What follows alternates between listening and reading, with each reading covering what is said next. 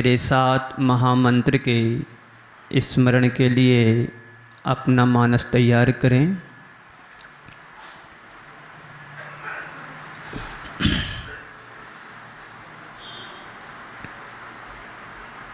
रामो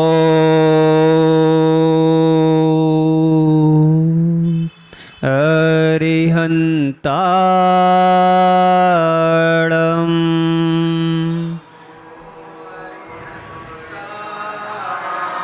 इडवो सिद्धाणं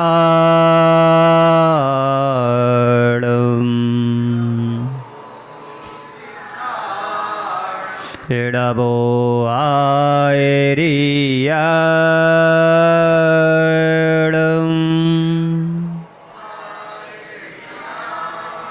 इडवो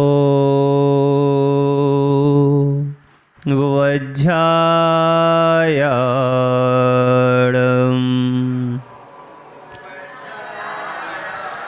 इडवोलो ये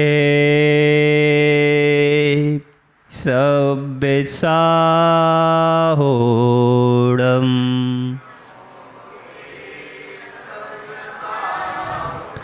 एसो पंचणमो यारो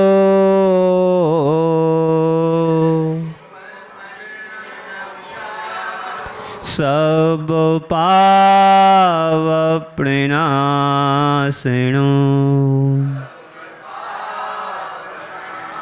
मंगलाणं च सबेसिं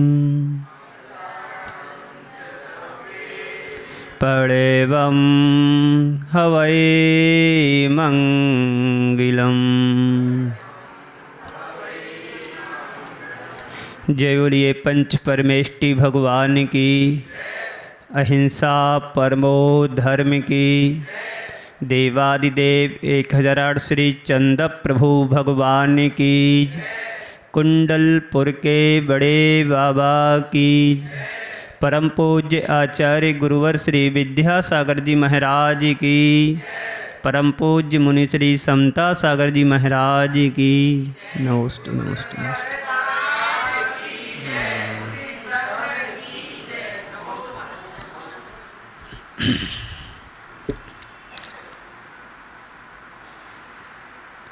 सूलय कारण भावनाओं की चर्चा आप सभी के मध्य विगत पिछले दिनों से चल रही है। ये सभी भावनाएं हैं जिन्हें हम आत्मसात करके हम तीर्थंकृत जैसे महान उपलब्धि को प्राप्त करने में समर्थ हो सकते हैं। आज हम सभी पुनः अरिहंत भक्ति को सुनेंगे। कल भी सुना था कि अरिहंत की भक्ति कैसी होना चाहिए। अरिहंत भक्ति का मतलब है पूज्य पुरुषों की आराधना करना,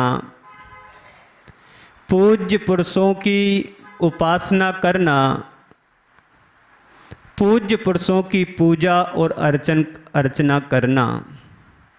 अरिहंत वो होते हैं जो 18 दोषों से रहित हो चुके हैं, बीतरागी मुद्रा को धारण कर लिया है, जिनके पास ना राग है ना द्वेष है, और जिनके पास ना अस्त्र हैं वस्त्र हैं ना किसी प्रकार का परिग्रह है। ऐसे अरिहंत भगवान की भक्ति करने से हमारे जीवन में सातिशय पुण्य का संचय होता है। भगवान की भक्ति करने से हमारी आत्मा पर जो जन्म जन्मांतरों से कर्म संचित हैं, ऐसे निधत्ति और निकाचित कर्म जैसे कर्मों को जड़ से उखाड़ने में भगवान की भक्ति समर्थ होती है। हम भगवान की जब भक्ति करते हैं तो ये भावना भाते हैं, जिने भक्तरे जिने भक्तरे जिने भक्तरे दिने दिने सदा मेस्तु सदा मेस्तु सदा मेस्तु भवे भवे।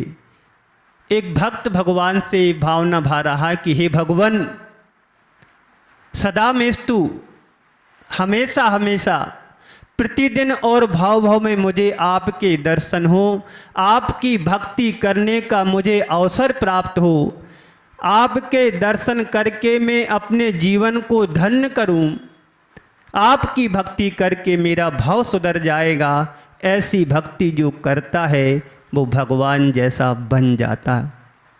भगवान बनने के लिए हमें ज़्यादा पुरुषार्थ करने की ज़रूरत नहीं है।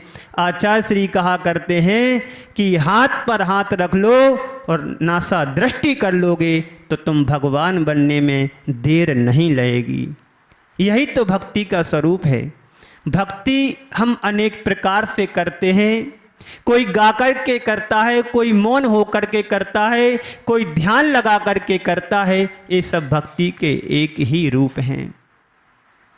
बहुत अच्छी भक्ति है और ऐसी भक्ति जब हम करते रहेंगे तो हमारी आत्मा पावन और पवित्र बनेगी। इसलिए तो कहते हैं प्रभु पतित पावन में अपावन, चरण आयो शरण जी।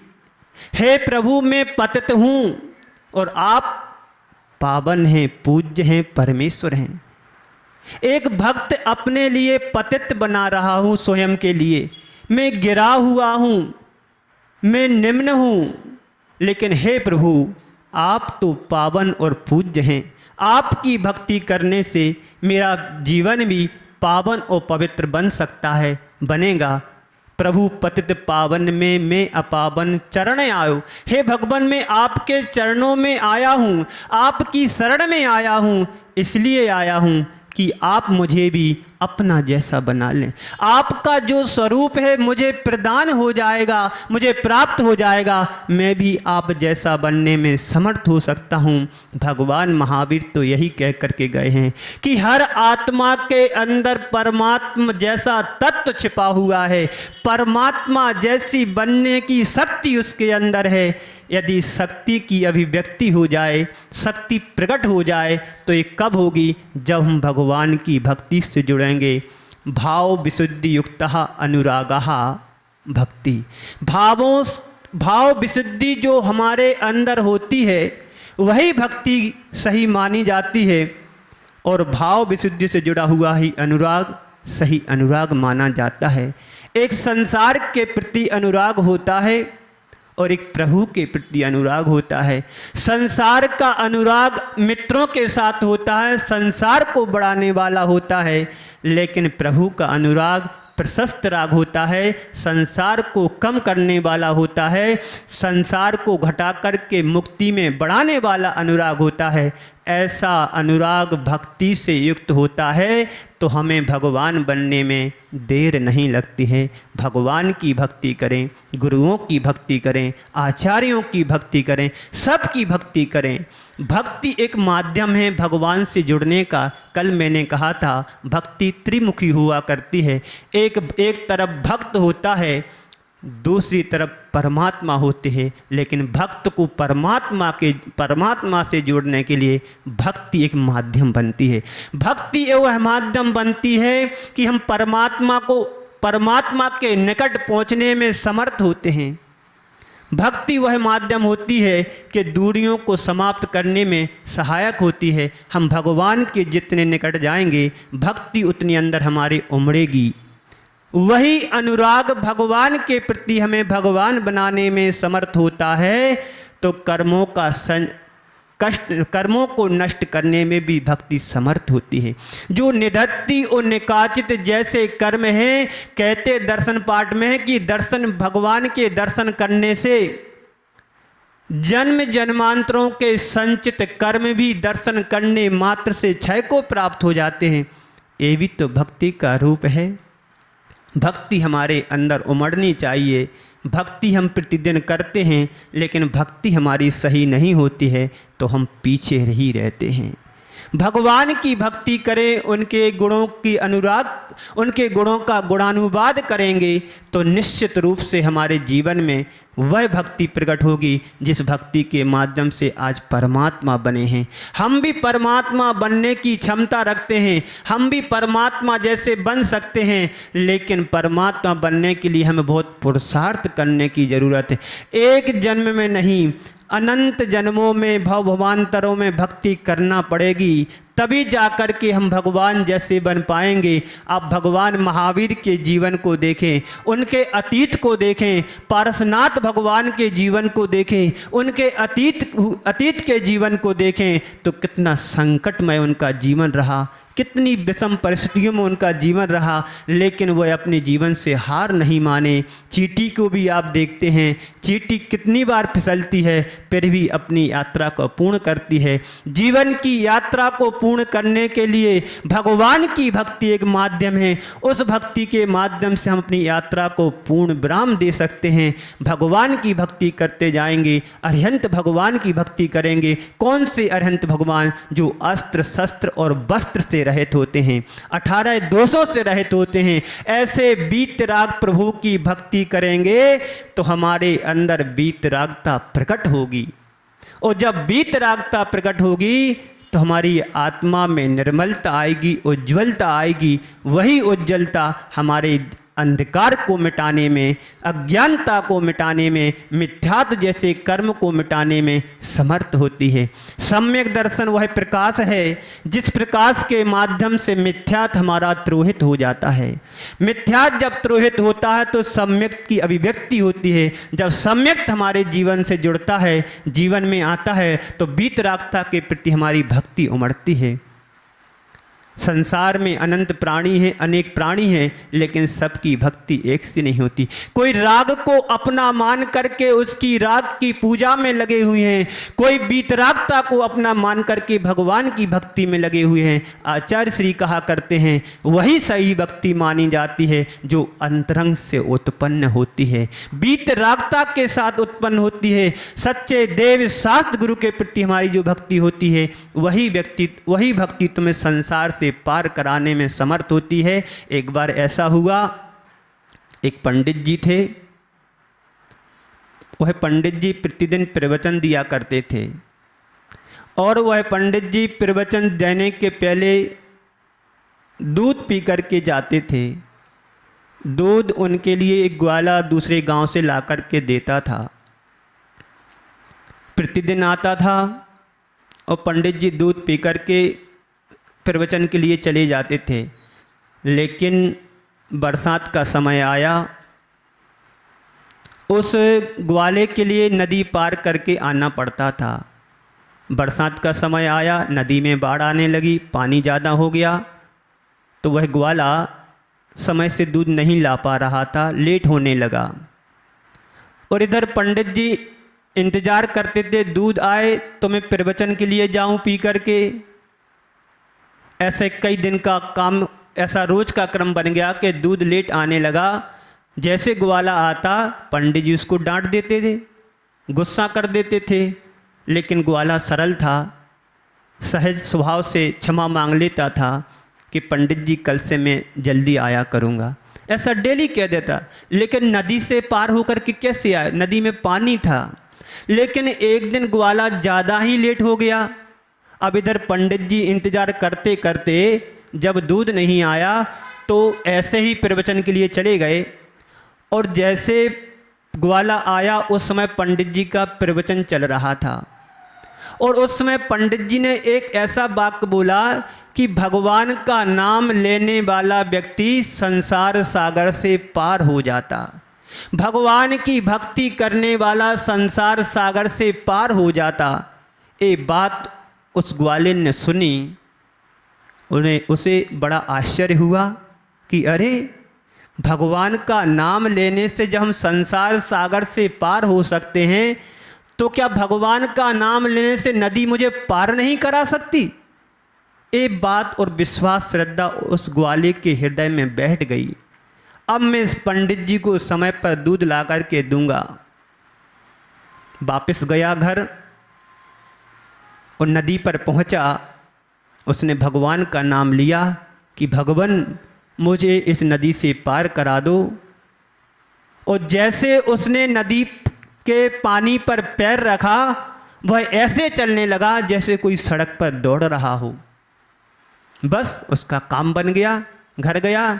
जब दूसरे दिन वापस आ रहा था दूध लेकर के, तो वही उसने काम किया, भगवान का नाम लिया, नदी से पार हो गया। अब प्रतिदिन जब समय से दूध आने लगा तो पंडित जी ने एक दिन पूछ लिया, क्यों भाई आप समय से दूध लाने लगे, क्या आप किसी साधन से आते हो? तो ग्वालिन ने कहा, नहीं पंडित जी, मैं आपके सहारे आता हूँ। बोले कौन सा सहारा?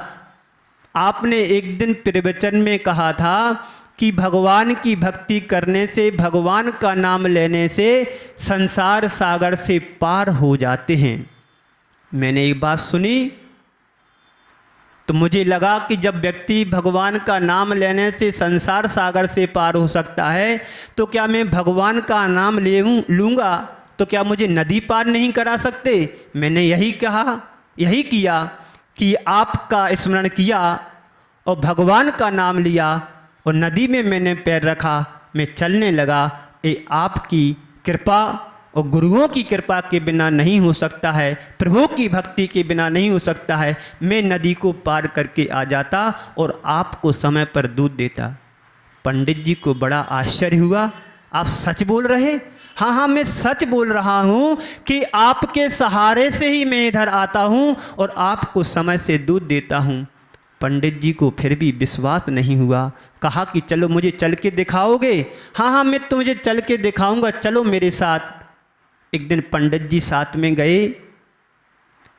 ग्वालिन ने नाम लिया भगवान का, वो तो चलने लगा। इधर पंडित जी को अभी अविश्वास जमा हुआ है कि कहीं मैं इस पर पैर रखूंगा तो नदी में डूब जाऊंगा। वह तो चलने लगा, पीछे मुड़कर के बार बार ग्वाला बुला रहा है, पंडित जी आओ आओ आओ, पंडित जी आप भी आओ, डूबोगे नहीं। पंडित जी को अभी विश्वास नहीं था। उसके पुकारने पर, ग्वाले के कहने पर पंडित जी ने मन बनाया, नदी में जैसे पानी में पैर रखा, पंडित जी डूब गए। पंडित जी डूब गए।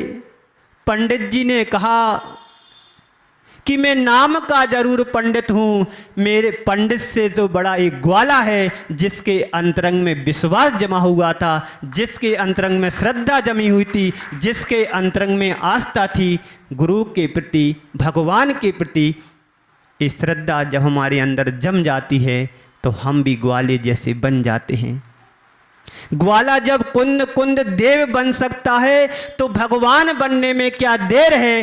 कुंद कुंद भगवान बन चुके तो भगवान तो बनेंगे ही बनेंगे। हमारी भक्ति भी ऐसी होना चाहिए।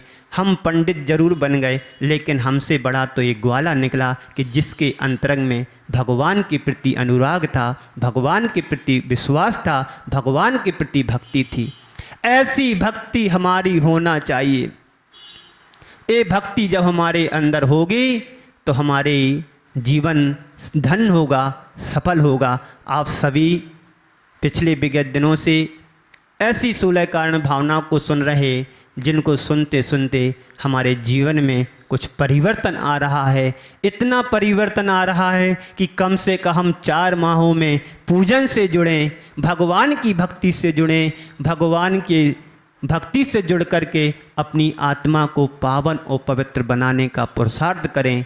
आप सभी लोग बड़े भाग्यशाली हैं, पुण्यशाली हैं। एक बार ऐसा हुआ, गुरुदेव आचार्य श्री से किसी ने पूछा कि आप भगवान को कब याद करते हो, कब जपते हो? आचार्य श्री बोले, भैया मैं भूला ही नहीं हूँ तो जपूंगा क्या? मैं भूला ही नहीं हूँ तो जपूंगा क्या? अरे जो भगवान की भक्ति में रात दिन लीन रहते हैं, उनको भगवान का नाम जपने की जरूरत क्या है?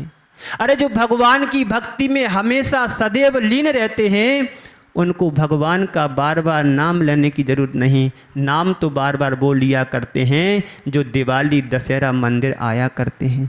अभी भाद्र पक्ष आने वाला है, पर्युषण पर्व लगने वाला है। उस पर्व में वही लोग आते हैं जो साल में एक बार मंदिर आते हैं 10 दिन के लिए। ऐसे लोगों के लिए भगवान की भक्ति को नाम जपने के लिए बड़ी मेहनत करना पड़ती है, बड़ा मन बनाने पड़ता है। ये धर्म आ रहे, 10 धर्म आ रहे हैं, अब मुझे मंदिर जाना पड़ेगा।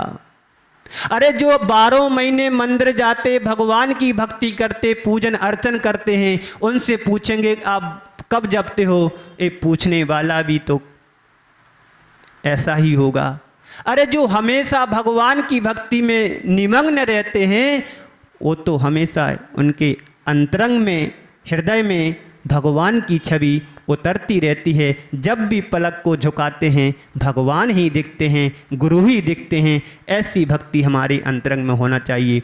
मूक व्यक्ति भगवान की भक्ति बहुत अच्छी कर सकता है, अंधा व्यक्ति भगवान की भक्ति बहुत सुंदर कर सकता है, लेकिन हो सकता है एक ज्ञानवान, एक चक्षु वाला उसनी भक्ति से पीछे रह सकता है, क्योंकि उसका एक केंद्रीकरण है कि मुझे परमात्मा की ही भक्ति करना है, संसार के अन्य भक्तों की नहीं, संसार के अन्य देवी देवताओं की नहीं, मुझे मात्र एक वीतरागता की ही भक्ति करना है। वह मूक व्यक्ति भी हृदय से भरा हुआ भगवान की बहुत अच्छे से भक्ति कर लेता है। आंतरिक अनुराग के अभाव में हो सकता वह भक्ति ना कर पाए। हमारा आंतरिक अनुराग होना चाहिए। आंतरिक अनुराग कैसा हो कि राग देश से रहित होगा, मात्र वीतरागता से जुड़ा होगा, तो वही भक्ति तुम्हें मुक्ति दिलाने में समर्थ हो पाएगी। अनंत भगवान की भक्ति तो हमें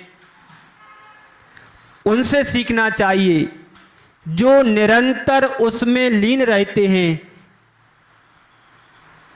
वहाँ पर कहा गया है दर्शन पाठ में, अद्या भव सफलता नयन द्वयस्य, अद्या भव सफलता नयन द्वयस्य, देवा त्वदीय चरणाम्बुज वीक्ष क्षेण है, अद्य त्रिलोक तिलक प्रतिभासते, मैं संसार बारधि चुलक प्रमाणा। हे भगवान, आपके दोनों चरण कमलों के दर्शन करके, आपकी वंदना करके मेरे दोनों नेत्र आज धन्य हो गए। हे भगवान, आपकी प्रतिमा को लग करके, आपके प्रतिमा को देख करके, आपके चरणों की वंदना करके मेरा जीवन, मेरा नेत्र दोनों सफल हो गए, धन्य हो गया मेरा जीवन, क्योंकि आपके दर्शन करने से मेरा अनंत संसार चुलक प्रमाणा, अर्थात चुल्लू भर पानी की तरह मेरा संसार रह गया। ऐसी भक्ति के प्रति, ऐसे भगवान के प्रति हमारा अनुराग होगा, वह अनुराग तुम्हें संसार से पार कराने में समर्थ होगा, वह अनुराग तुम्हें मुक्ति दिलाने में समर्थ होगा, वह अनुराग तुम्हें भक्ति कराने में समर्थ होगा। भक्ति हमारी स्वार्थपरक नहीं, निस्वार्थ होना चाहिए। निस्वार्थपूर्ण भक्ति हमें संपूर्ण को दिलाने में समर्थ होती है, वीतराग बनाने में समर्थ होती है। जो अरहंत बन चुके हैं वह कैसे बने हैं, उनकी भक्ति हमें करना है, उनके मार्ग का अनुकरण करना है, तब हम जाकर के भगवान जैसे बन पाएंगे। भगवान हम सबके बीच में तो नहीं हैं, लेकिन उनकी भक्ति करने के पास तो हमारे अंदर बुद्धि है। भगवान जैसे नहीं बन सकते हैं, लेकिन भगवान जैसे बने हैं, उनका अनुकरण करके हम भगवान बनने में समर्थ हो सकते हैं। आज हम ऐसे अरहंत देव से साक्षात्कार नहीं कर सकते हैं, लेकिन हमारे बीच में गुरु हैं, हमारे बीच में आचार्य परमेष्टि हैं, वह भी उनसे कोई कम नहीं होते हैं। जो हमें उंगली पकड़ करके आगे बढ़ाता है, हमें मार्ग दिखाता है, वही हमारा गुरु होता है, वही हमारा आदर्श होते हैं, वही हमारे भगवान होते हैं। घर में यदि कोई बड़ा होता है तो छोटे से बेटे को चलना सिखाता है, उंगली पकड़ करके आगे बढ़ाता है, और लेकिन बड़ा नहीं हो तो व्यक्ति आगे बालक कैसे बढ़ेगा। ऐसे ही जिस समाज में गुरु ना हो, जिस समाज में भगवान ना हो, जिस समाज में मंदिर ना हो, तो उनको आगे बढ़ाना कौन होगा, कौन बढ़ाएगा उनके लिए आगे। इसलिए अरिहंत भगवान की भक्ति करें, गुरुओं की भक्ति करेंगे, निश्चित हमारे जीवन का उद्धार होगा, हमारे जीवन का कल्याण होगा। यह सब तभी होगा जब हम हृदय से भर कर के अपनी भक्ति करें, हृदय से भर कर के गुरुओं के प्रति भक्ति करें, हृदय से भर कर के अरिहंत परमेष्टि की भक्ति करेंगे, निश्चित हमारा जीवन धन्य होगा। आपको कितना ज्ञान है ये महत्वपूर्ण नहीं, आप भगवान के चरणों में क्या चढ़ाते हो इसका कोई महत्व नहीं है।